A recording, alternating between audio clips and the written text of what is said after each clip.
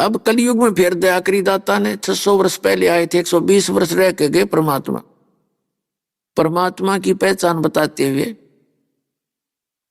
कुरान शरीफ का एक वक्ता मुसलमान भाई बार बार कहता है कि परमात्मा की पहचान यदि करनी है तो सूरत इखलास 112 की आयत 1 से 4, उसमें 4 आयत है, उसमें ये प्रमाण है कि वो ना तो जन्म लेता है, वो जन्म नहीं लेता, वो इमोर्टल है, अविनाशी है।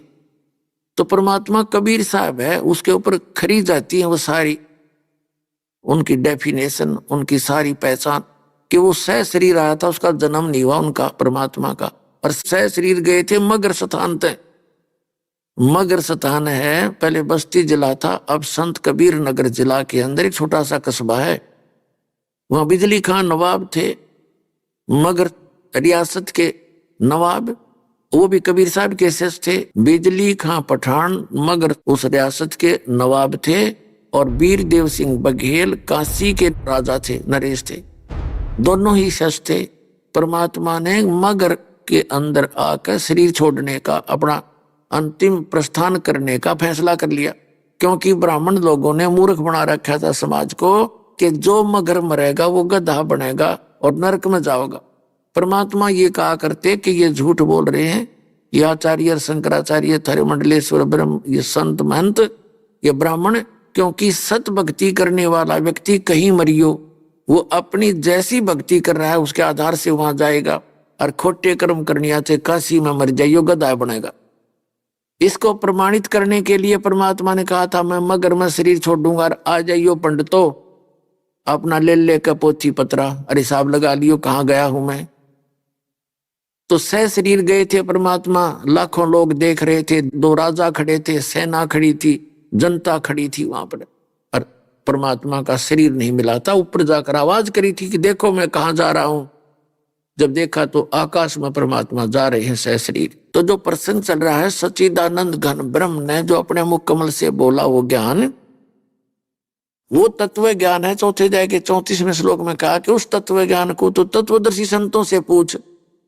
तो वो ज्ञान ना वेदों में, ना पुराण में, ना कुरान में, ना बाइबल में, वो इस दास के पास है,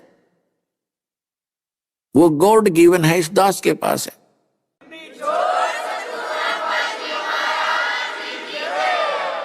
अपनात्मा कबीर सागर और कबीर जी की वाणी, ये है सच्चिदानंद घन ब्रह्म की वाणी।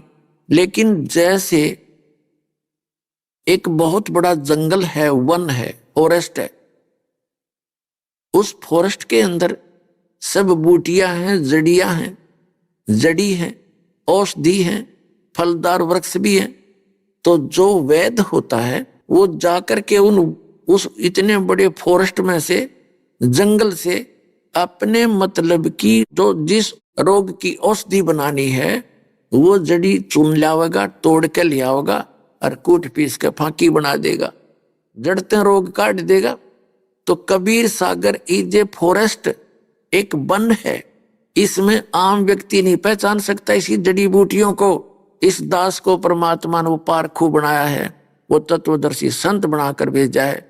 उस गॉड गिवन बुद्धि से दास ने वो जड़ी, वो संजीवन बूटी निकाल ली इस कबीर सागर, कबीर परमेश्वर जी की उस फॉरेस्ट रूपी, उस जंगल रूपी अमृतवाणी से, और आपको दे दी।